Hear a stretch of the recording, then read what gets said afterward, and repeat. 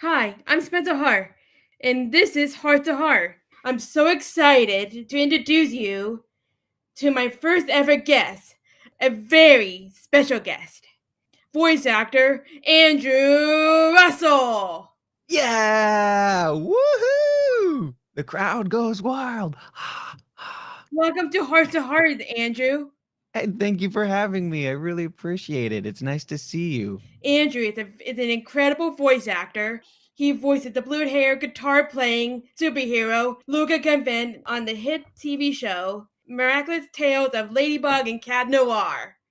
Yeah! Luke is the best. He's my favorite character. Hey, there you go. You got the shirt on. Way to go. I didn't prepare. Wait, no, I do have this hat. Look at this hat. It's a miraculous ladybug culture fly hat, but I have headphones on so I can't wear it.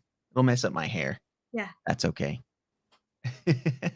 Thank you for having me on your show. I really appreciate it, Spencer. no problemo. I'm Hey, excited to have you. I'm super. Oh, speaking of, wait. First of all, everybody should know that Spencer has been a really awesome person in my life thus far, and made me this awesome pin. I don't know if you guys can see that. There it is. It's a little Luca pin. Wait, hold on. It'll clear up there. It's a little Luca pin. You see that? And I keep this pin close to my side, right over here. I have a little Luca shrine with little trinkets that people have given me over the years of my favorite things, and that's one of them, and I keep it close by. That's so awesome. Yeah, I love it. If you haven't seen the show, if you haven't seen the show yet, you're really missing out. It got everything: a love square, superheroes, villains, music, a lot of emotional highs and lows. It really got all. Can you tell a little bit about the show and character that you A play? absolutely. So, Miraculous Ladybug is an amazing show that has brought so much life and joy to so many people around the world. It follows the adventure of Ladybug and Cat Noir, and the character that I play, his name is Luca Cofain, and he is actually, he's also holds a miraculous called Viperian, and basically what happens in this show is you see Marinette and you see Cat Noir or Adrian go through all their adventures, and they have a bunch of friends and sidekicks and all kinds of people. And Luca is one of those people. He's one of the close friends of both Marinette and Adrian. And I've been in the show for 4 years now. It's been pretty great. Wow. And where can people watch the show? They can watch it all over the place, really. They can watch it on YouTube, on Netflix.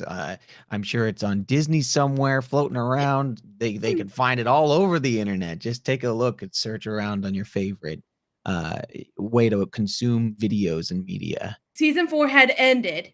It should with such a cliffhanger. Are you I working know. on it now? Are you Am working I on work? season 5? Oh, I am working on season 5, and it's.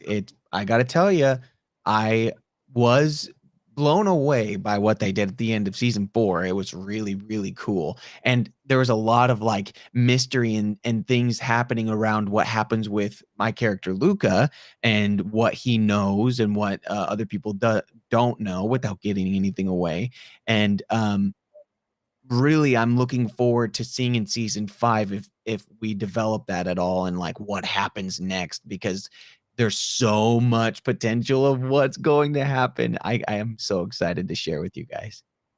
Can you give us a little teaser what's gonna happen? Maybe this is for the hardcore Miraculous Ladybug fans. Maybe the cucumber will remake an appearance. Woo! I love the I'm a cucumber. cucumber. Hey, you nailed that. That was a great impression. I know you're in a game called Genshin Impact. It's a really popular video game right now. I'm playing it too. Are you working on anything else right now? That's awesome. Yes, I am. I actually have a session today and on Monday for a really popular game. I can't tell you what it is because I've signed what we call NDAs, a non-disclosure agreement, where I can't really talk about it until it comes out. So this is a really exciting game that I'm going to be sharing with you. But I will tell you, it's kind of like in the world of like Genshin Impact. I loved working on Genshin Impact. I actually played a bunch of characters over a variety of different sessions for that game. You can find me all throughout the world. I actually got to voice the character. His name is Yosurf, which is this little boy's lost dad, and it was really funny because I stream games on Twitch sometimes, and when I first started playing Genshin Impact, I found the little boy in the game, and I didn't know that I was going to play his dad. And I started going on an adventure, and in this adventure, you find these journals, right? And these journals, like, they have stories, and the dad's like telling, like, "Oh man, I'm climbing up the mountain, and I hope that I make it okay. I love my family," stuff like that. On my Twitch stream, I was just playing around, reading the lines as if I was his dad, who at the time wasn't in the game. And then when I got cast into the game, I went into the session, and the casting director and the director said, "You're gonna be playing Yosurf, who's the Lost Boy's dad." And I was like, "Did I will this into existence? What happened?" It was amazing. So I had a great time doing Genshin Impact. That was a lot of fun. Do you like voicing animated shows or video games more? That's a tough question because I really enjoy animation for a lot of the high energy, over the top, like really fun charactery sort of work. And then I love video games because they're much more grounded in a cinematic universe. So things like Genshin, or even this game that I made called Lost Ark, it's very cinematic in their storytelling, although the character is still really heightened and really like over the top dramatic sometimes. uh that character still lives in a very grounded place. So approaching it from an actor's perspective, it's much more challenging and much more exciting for me to play a video game character because I get to really dive into like the voice of a Umarian dwarf in the distant lands of Arcasia, or a goofy character, but I have to make them realistic, and that's a challenge. It's very difficult, but it's a lot of fun. How do you become a voice actor? Do you always want to be a voice actor? Isn't it your dream? Of course, yeah. I've always wanted to do voice work. When I was in 7th grade, actually, I started playing video games a lot, and something clicked like that in my brain once I was playing a game, and I heard the characters, and I said, "Those are people getting paid to be voice actors. Like, this is a career." And from that moment forward, I started looking at video games in the perspective of an actor's perspective. I started listening to the way that they're doing things and doing all that stuff. So all my years of doing theater and musical theater was all leading me to try to learn and hone in on my craft and get to the point where I could be a voice actor. And that's where I am now. And I love it. And I think anybody who wants to do it, what they have to do is just start working on things now, start practicing now. And there's no time like the present. There's no better time to look on YouTube. There's all kinds of resources on TikTok and all that stuff. As long as you're really hyper focusing and looking for the content that you want to be looking for, you can learn how to do anything right now. So I say go for it. Now we're gonna play a little game called This or That. It helps our audience to get to know you better. I shout out two things, and you can pick one you'd like the best. Okay? Great. Pizza or burgers? Pizza. Summer or winter? Summer. Sweet or savory? Sweet. Cats or dogs? Oh, dogs. 100%. High tops or low top shoes? Low tops. That's so cool. Thank you so much for being my guest today, Andrew. I think you are really awesome and super talented, and it was an honor to have you on the show. Well, thank you for having me, Spencer. It's really, really, the pleasure is mine. I'm so happy you asked me to be here. No problemo. I love you. Mwah.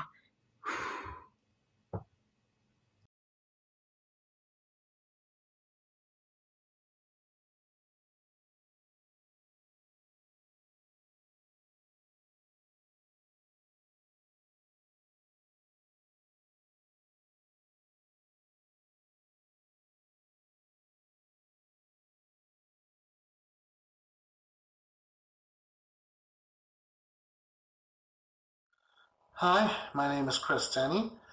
I am an actor and stand-up comic. I've been in dozens of commercials, a few films, and I've performed at a few comedy clubs in Southern California. Oh, and I am also autistic. Now, I love going to professional car shows because, in addition to seeing all the new models before they hit the showroom floor, there's also the concept cars you don't get to see anywhere else. And those are some real nice ones. But I also like going to the amateur ones where they bring their pristine classics or their rat rods or even sometimes their scratch-built customs. But either way, I get to see under their hoods, talk to some of the owners, and I'd like to take you on a little tour of some footage I shot the last time I was there. Okay, here's the first car and one of our regulars, a 1972 Datsun 240Z with a small block Chevy V8 in it. In addition to that, it's also got a little spoiler and funny little stickers like V8 inside or Hybrid 240Z, burns gasoline and rubber. Yeah, that's a good one. Oh, and it's also got a nice little roll cage. And here we have a Corvette. Not much to say about it. This one looks pretty stock, except for maybe the paint job. So we'll move on to the Trans Am next to it. Not much to say about that one, admittedly, but it's also got a very nice interior, and is also one of our regulars. Looks to be a 79 model, I think. Yeah, definitely a 79. And, let's see, Kathy's may or may not be a Dodgers fan, but either way, definitely a nice car. Possibly custom interior, too. And of course, there's some funny little fuzzy dice there. Can't have a classic car without fuzzy dice. And next to that, we have a Ford Fairlane, Crown Victoria. Looks to be a resto mod, judging by the wheels and the steering wheel. So, but it looks absolutely gorgeous. Good old chrome and two-tone paint. Hard to go wrong with that look. Probably a 56 model, actually. Definitely 56. Oh, and of course we have one of those old Ford two-door sedans. Another resto mod by the looks of it. And there are these little side windows with some very tasteful etchings on them. Little flowers. I think those were aftermarket options in those days. Probably got them now. Still a gorgeous car regardless. And here we have a Mitsubishi Eclipse convertible. Not much to say about that. But the MG next to it, that's a beauty. And it may or may not be imported, which is weird because of and the National Rambler wagon. That's always nice. And of course there's another Crown Vic. Can't tell if it's a rat rod or if it's just a restoration in progress, though. Then we got to speak with the owner. But next to that, we have a very nice Malibu Super Sport convertible. Nice black color, white interior, or cream, I think. But yeah, definitely gorgeous. And of course, there's where I tried to film on the side, so sorry about that. On to the car next to it, we have a Studebaker. Probably a Hawk of some kind, but the hood is kind of throwing me off, so it might be something different entirely. Maybe a different year. I don't know. Definitely a Studebaker, though. I know that. And speaking of Studebaker, we have an Avanti next to it. Avantis were, there's a whole thing about them, but this model was built on a 2005 Ford Mustang chassis.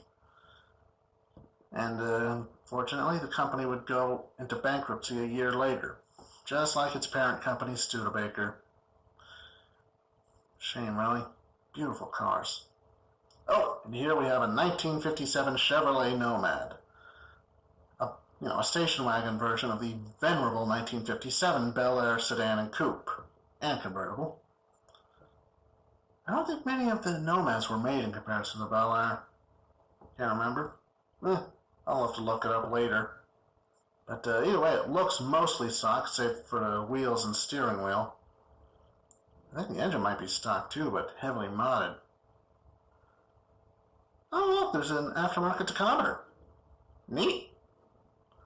And of course, fuzzy dice, because, as I mentioned earlier, can't have a classic without fuzzy dice.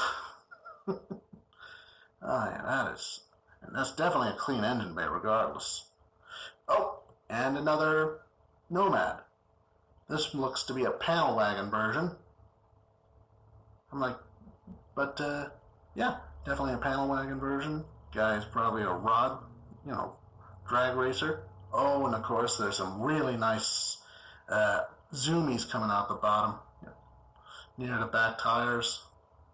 Absolute beauty. Gorgeous cream color, too. Can't tell if the panel van's a custom thing or not, but whatevs. Oh, and of course, we have a nice hot rod. Real beauty. Nice black. I don't remember much, but I talked with the owner. Real nice guy. Works at the VA, served in Nam. Real fun guy from what I could tell. I can't tell if he built it, can't remember if he built it recently or not, but, oh, there's a very lovely current gen Challenger. It's got that really nice Hellcat logo on the rear quarter. Oh, and of course there's a 1974 AMC AMX Javelin. Or was it AMC AMX Javelin? Either way, this thing still looks as stock as the day it rolled off the assembly line. So yeah, credit where it's due for the owner managing that. And of course it's a real nice car in its own right.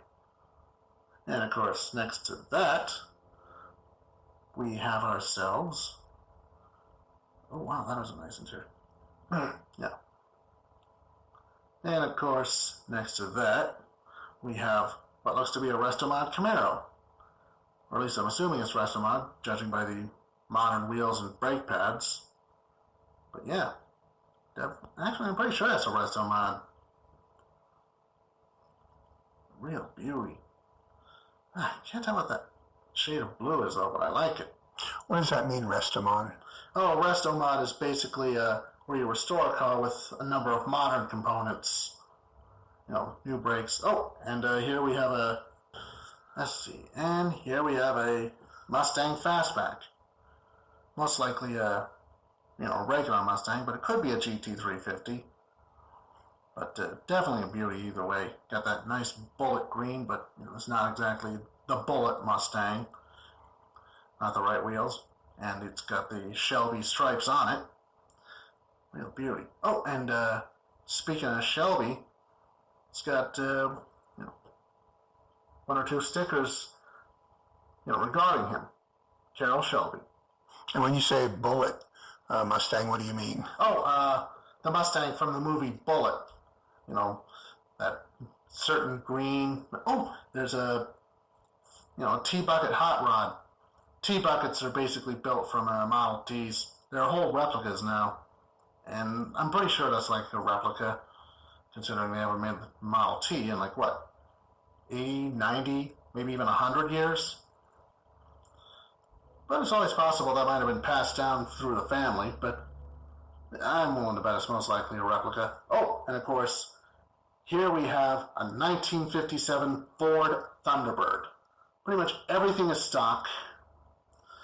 Not a single ounce of new stuff except for the interior, but even then, that's that's a factory color, at least according to the owner. I got to talk with him. He managed to do a good job with this one. Even the vintage radio and radio antenna works, which is pretty much awesome in itself, because I don't think that is easy at all. And that's the end of that particular tour.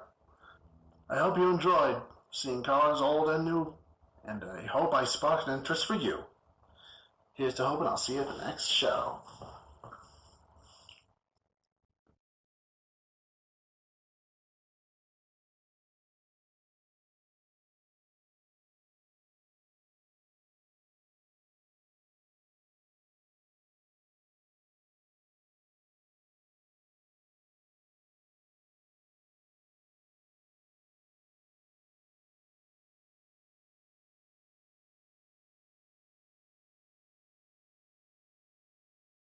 A lot of times girls and women on the spectrum hear this. That's, an area that I work in as well. And oftentimes, oh, you can't have autism, you're a girl. And again, that is just out of the diagnostic ratio of 4-to-1, with more boys than girls being diagnosed. Hey everyone, my name is Dr. Kerry Magro, professional speaker and author. I have autism and also have dysgraphia, and this is Stories from the Spectrum, and I am here with a very, very special guest. She's also a dear friend. Her name is Amy Graffino. And Amy, why don't you just tell us a little bit about yourself as we're kicking off today? Sure, Kerry. Hi, everyone. My name is Amy Gravino, as Kerry said, and I am a relationship coach in the Rutgers Center for Adult Autism Services and an autism sexuality advocate and professional public speaker. What are some things, and maybe like if you could give me like 4 or 5 things that you shouldn't say to somebody who's on the autism spectrum based on your experiences? Sure. So, there's been so many things that have been said to me over the years that I wish people would not say, and things I hear people say to autistic individuals, whether it's their child or their student, that, people oftentimes have their hearts in the right places, but their mouths are in the wrong places. And a lot of it, I think, ties into the expectations that we have or don't have for people on the spectrum. So, saying to someone, oh, you're so smart, I would never know that you had autism until you said something. That's something that's been said to me, and that's not helpful, because I'm harder on myself than anybody, of course, but it makes me feel like I should be able to do things that either I can't necessarily do or that I need to learn how to do, and then I feel frustrated that I can't do those things, and then I feel afraid I'm going to let everybody down. Also, you're autistic, you're not capable of empathy.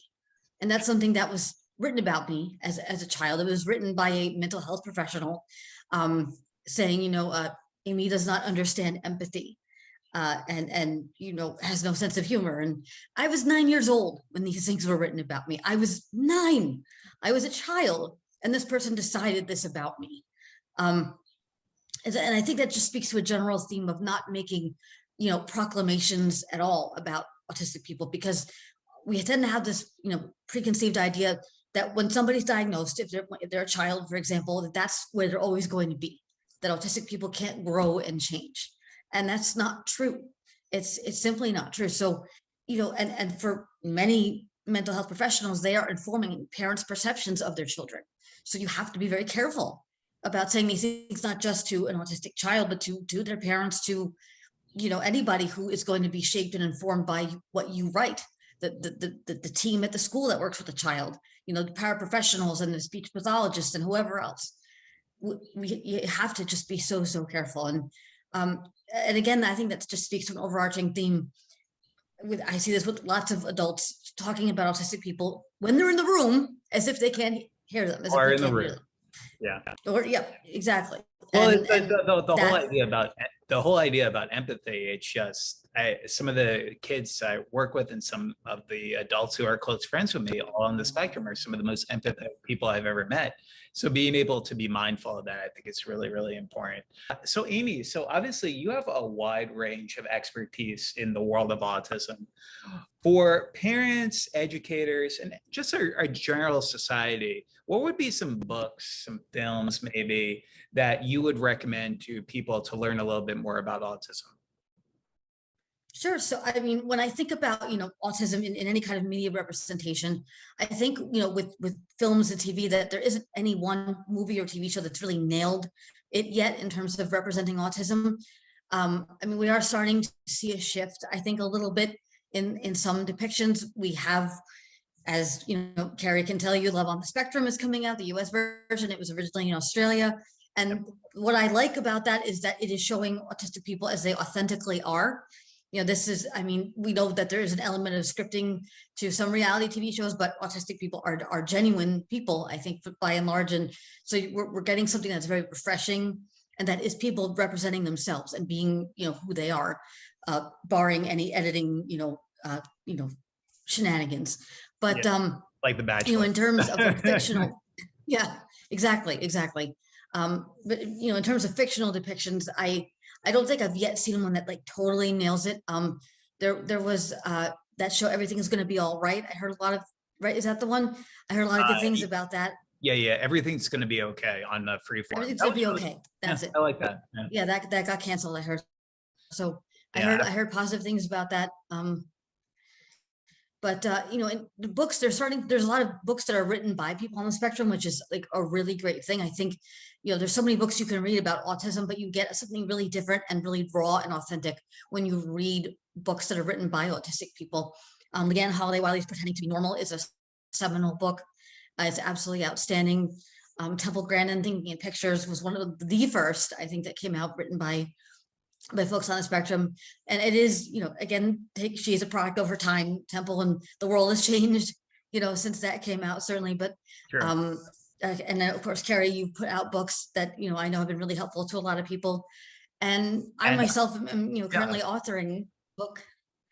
Yeah, no, I was called The Naughty Audie. Yeah, The Naughty Audie. Yeah. I'm so excited to read that book whenever it does come out, because it's, you know, I often talk about relationships, but what I think you've hit the nail on the head on, which a lot of experts really just don't even want to talk about, is sexuality. And I think you've kind of championed that cause within our autism community. So I'm really excited to hear what you think about that topic specifically. Some great recommendations. Temple Grandin's Thinking in Pictures was kind of one of the first ones I also read when I was 19 and trying to disclose to more people about my autism diagnosis. So obviously we have the Temple Grandins of the world that we can follow. Who are some other autism advocates that you currently follow in the community who either inspire, educate, just all of the above, really? Well, there's a lot of amazing advocates out there, both who are on and off the spectrum. And of course, immediately one that comes to mind is my dear friend, Dr. Peter Gerhardt, who is an amazing man. He is not autistic, but he has been working with autistic adults for over 30 years. And he is like the authority, as far as I'm concerned, on adults on the spectrum. And he's a passionate advocate. And he has, most importantly to me, the reason why I mention him is that he doesn't just work with autistic adults. He is friends with autistic adults. You know, he's not just seeing them as clients or patients or students. They're friends. They're, you know, so he sees us as human beings. And I think that's just so important. It sounds like a basic thing, but it's not. And he's one of my closest friends, consequently. Again, there's just so many amazing people out there. Denny Bowman, who's also in Love on the Spectrum. She's great. I mean, has her own animation company, and she's come so far in the years I've known her. Like, she's just grown up in front of me. She was a little baby, and now she's all like, I know, woman sized and everything. It feels so weird because we gave her a scholarship when she was going to Woodbury, and now I'm just like, now she's on a show talking about being in relationships and talking to boys. And I'm like, I'm not ready. How can people learn more about you and your journey, and what would you like people to know about you? Oh gosh, so I guess, you know, because when I give presentations mainly on autism and sexuality, that's kind of my dedicated special area of interest and research, but I present on other topics as well, you know, growing up on the spectrum, entering into adulthood with autism. And I always try to emphasize the fact that this is a journey, and that as far as I've come, I am still learning. I dislike the word expert very strongly for this reason, because to me, expert is a static word that confers with it an authority that cannot be challenged. So I like the word specialist more, because we're learning so much all the time about sexuality. We're learning so much all the time about autism. So I don't think any one person is a true expert in that authoritative, you know, sense. And so I don't have all the answers, and I want people to know that no one person does have all the answers. Right. And so that the most powerful thing that I can say to any client I work with or anything is, I don't know. I don't know the answer to that, but let's find out together. Right. That's what it's all about. It's about growing and learning together, and all of us being on a journey in this way. I love that. And to help those who are walking the path I was once on. So, yeah. Well, it's also very humbling when you can say, like, I don't know all the answers, and you don't pretend to know all the answers, because I know many experts in the community who really think of themselves in that way. And Oh, yeah. it's not doing justice for the community. And we like to talk about autism and authenticity a lot. Let's just make sure that we're trying to do that.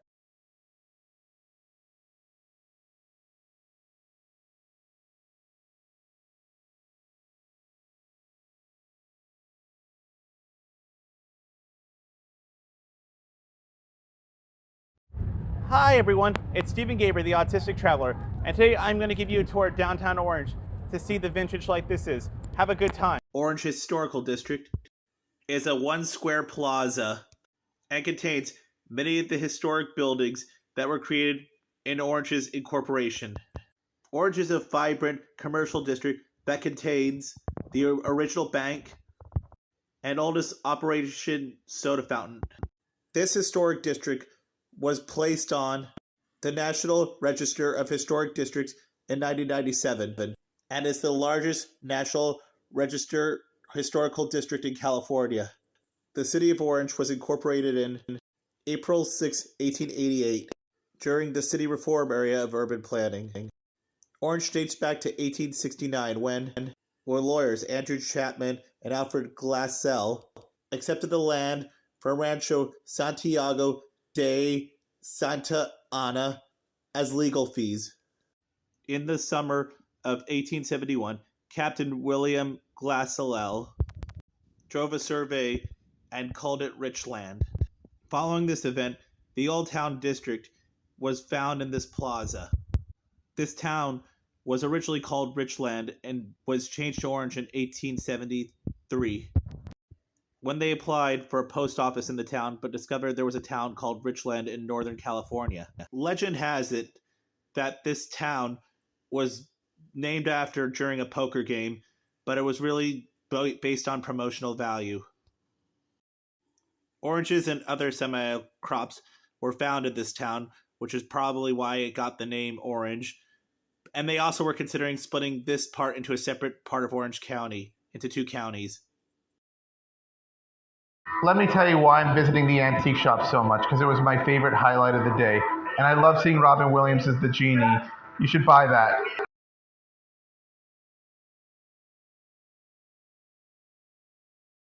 Best looking Starbucks I ever saw. Wow, that architecture. And this architecture makes downtown Orange look amazing.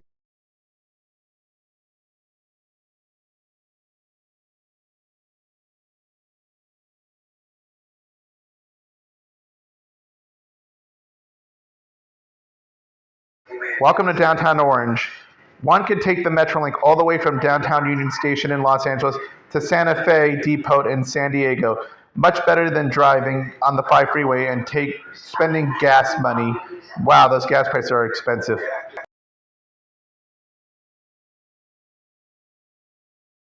Wow, look at these antique cars. They're very nice old looking cars.